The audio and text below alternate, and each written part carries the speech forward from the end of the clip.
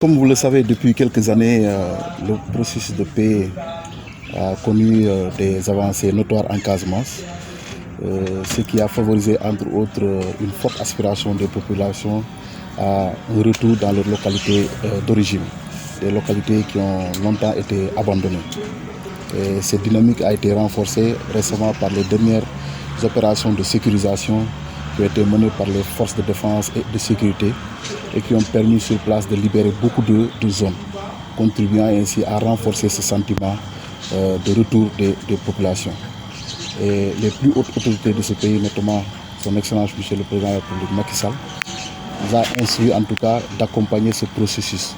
en mettant à la disposition des populations l'ensemble pour faciliter leur retour, leur installation et la reprise des activités économiques et sociales au niveau de leurs zones respectives.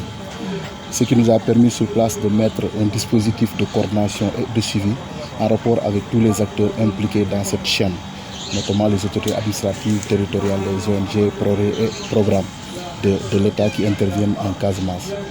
Toutefois, nous avons constaté que depuis quelque temps, dans beaucoup de zones où on a noté ce retour des populations, il existe des conflits qui, si on y prend garde,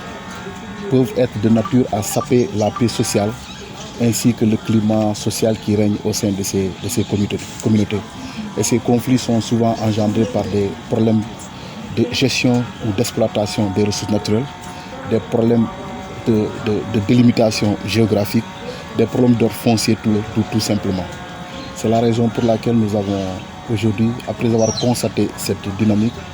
et après avoir mesuré les conséquences qu'elle peut engendrer, nous avons décidé de convoquer cet atelier pour réunir l'ensemble des acteurs impliqués dans le processus de retour des populations sur la base, afin qu'on puisse discuter sur des mécanismes d'anticipation de ces conflits et là où ils sont nés, voir quel plan d'action adopter pour essayer d'y remédier et contribuer ainsi à pacifier la paix sociale et à favoriser un bon climat social au niveau des zones de retour. C'est le sens et l'objet de cet atelier qui, comme vous l'avez constaté, a réuni donc l'essentiel de ces acteurs, à savoir les autorités administratives, les autorités territoriales, les ONG qui accompagnent souvent le projet et programme et dont les actions sont complémentaires à celles de l'État, ainsi que l'ensemble des autres structures de la société civile. Et nous pensons que les réflexions que nous allons mener ici nous permettront de dégager des conclusions et des recommandations qui seront de nature à faire en sorte que dans ces différentes zones déjà, que nous puissions véritablement juguler ce phénomène.